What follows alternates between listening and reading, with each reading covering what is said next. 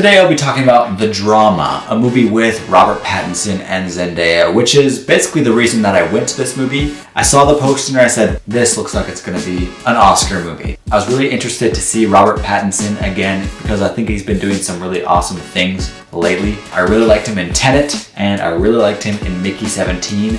In that one, he plays a couple different versions of himself, and that's where you realize where he actually has range. It's really fun watching actors multiple different times, and then you just realize how different they are in different movies, and then you know how much of a good actor they are. And Zendaya obviously is amazing as well. She's going to be in 3 major movies this year, 2 more after this one. She was in this one. She's going to be in Spider-Man. She's going to be in Dune. So she is everywhere this year, and she definitely deserves it. She stands out in this one as well. Now, I said I thought that this would be an Oscar movie, and wow, I still think that. Because there is an opening scene of this movie where we got Robert Pattinson and Zendaya. Their characters are sitting at a table with 2 of their friends, and there's a long conversation for about 15 minutes, and they're just riffing back and forth, kind of setting up the theme and the story of what the movie's going to be. And this scene was so good, so well edited, where you kind of feel like you're part of the conversation. And just the way that Robert Pattinson is able to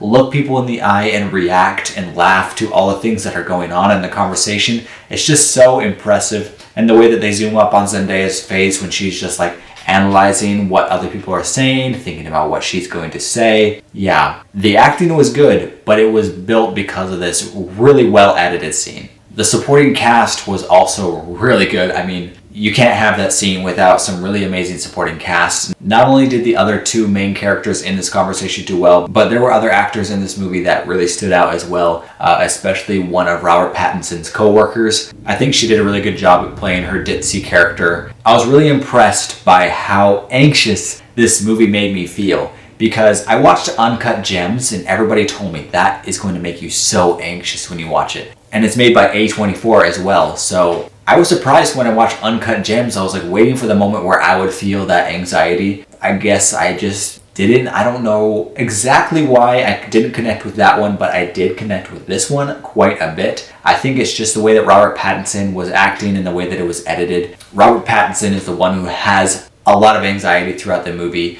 and he will think of things that are going to happen. Like Robert Pattinson is kind of anxious about what other people are going to think. And sometimes when I watch these movies, I'm like, I wouldn't think that way because who cares what other people think? But it's funny how in our society, that's just a lot of where our anxiety comes from. And I mean, it was relatable and it always surprises me. Every time it happens, I'm like, why do I get anxious about these things with these characters? Because I just start to connect with them. The movie's really funny as well. There's a lot of cringy moments that will make you laugh. This movie can be easily ruined by spoilers. A lot of the fun is just showing up and being surprised by what is going on. And the main theme is kind of about forgiveness, how much you're willing to care about somebody despite what they've done in the past. And then it doesn't only deal with things from someone's past, like that happened a long time ago, but it also deals with things that are recent, and it gives a couple different scenarios about when do we forgive people, when do we give people the benefit of the doubt, when do you let things go because you love somebody, and when is it too far?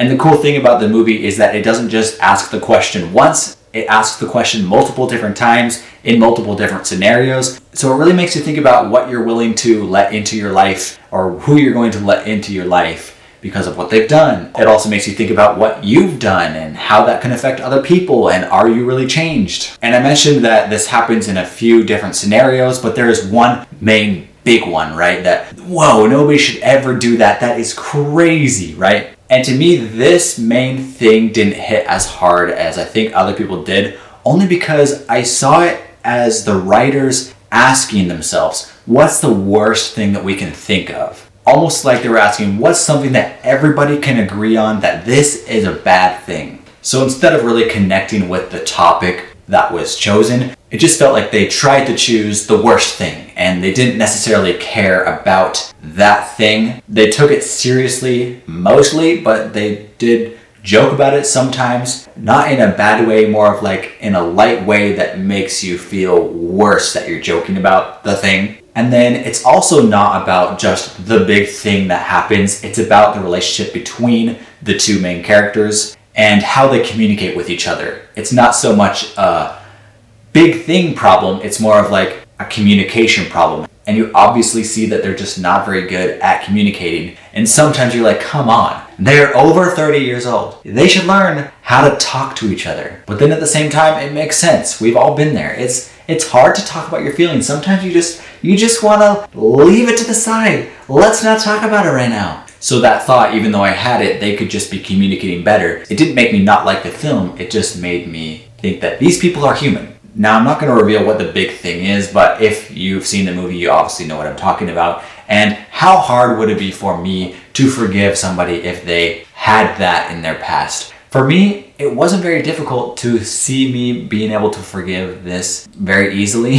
which is why I think it didn't really connect with the premise that they chose. I guess they just tried to choose something that was really bad that everybody would think was totally bad. And I thought, hey, it would be pretty easy for me to forgive somebody doing that in their past, only because I've met people like that. I've worked with people like that, people who are in those situations and people who need to grow and need to learn. I've seen that happen in people's lives, and it is sad, but it doesn't mean that people who have gone through this need to be outcast, right? Everybody wants to be in a relationship, and just because somebody has done something wrong or almost did something wrong, right, it doesn't mean we need to outcast them. It means that they need more care, which I think that the movie does address that very well. I just wanted to give my thoughts on it. Anyways, guys, this has been Boltage Bros. My name is Jarom. I do a weekly movie review every single week, and I also make videos on movie news and other fun things like that. So if you're into that, subscribe. I've got a bolt.